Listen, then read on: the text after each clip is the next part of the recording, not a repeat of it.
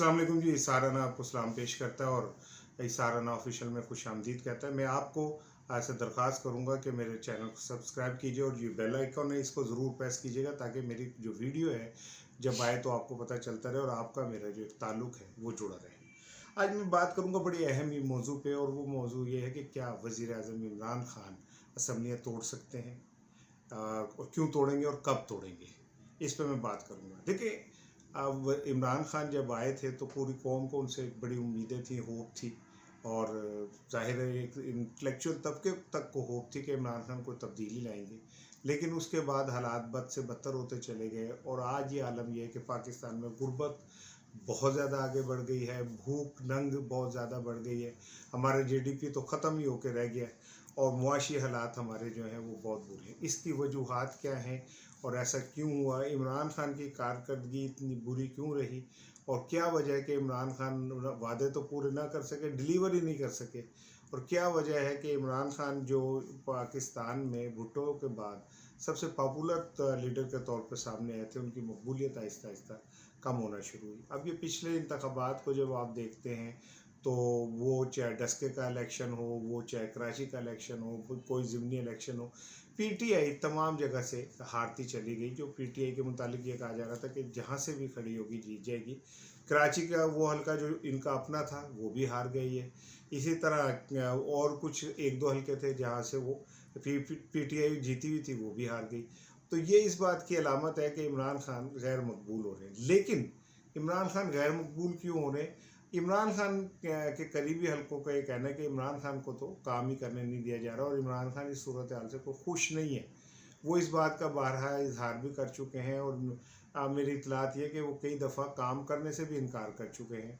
ये एक बड़ी खौफनाक बात है। अब जो ताज़ा तरीन सूरत हाल है जिसमें पीटीआई को पे दर पे शिकस्तें भी हो रही हैं, फिर इमरान खान ये भी समझते हैं कि उन्हें काम करने से रोका जा रहा है, उनके काम के अंदर रुकावटें डाली जा रही हैं। अब ये कौन लोग हैं रुकावटें डाल रहे हैं, इसके ऊपर अभी फ़िलहाल मैं बात नहीं करूँगा, लेकिन ये तय है कि इमरान खान जो विज़न लेके आए थे उस पर वो अमल ही नहीं कर सके, वजू नहीं कर सके।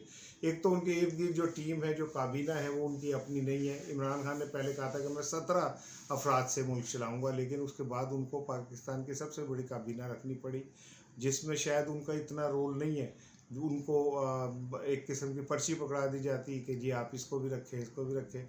अब इमरान खान ऐसा लगता है कि आखिरी दिनों में आके इस हवाले से कुछ रद्द-ए-अमल देना चाहते हैं।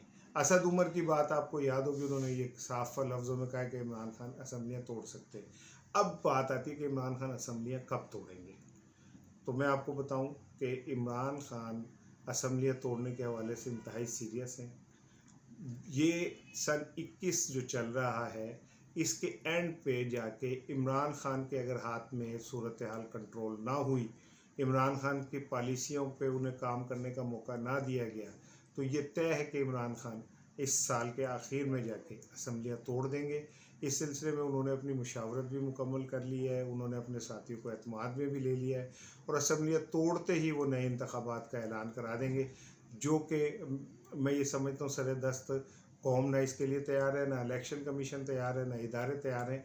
पाकिस्तान में एक बहरानी को कैफियत जो है वो पैदा हो सकती है और इमरान खान उस बहरानी कैफियत के अंदर हीरो के तौर पे हम इमर्ज करेंगे कि जब मुझे काम ही नहीं करने दिया जा रहा तो मुझे फ़ायदा ही कोई नहीं है वज़ीर आज़म रहने का, मैं इसे ठोकर मारता हूँ। और फिर वो इमरान खान अवाम में चले जाएंगे और आपको एक और नवाज शरीफ जो है वो अवाम में चलता फिरता नज़र आएगा। लेकिन इमरान खान नवाज शरीफ से ज़्यादा ख़तरनाक साबित होंगे, क्योंकि उनके ना तो कोई स्टेक्स है, ना उनके कोई कारोबारी घपले हैं जिसकी वजह से उन्हें ब्लैकमेल किया जा सके।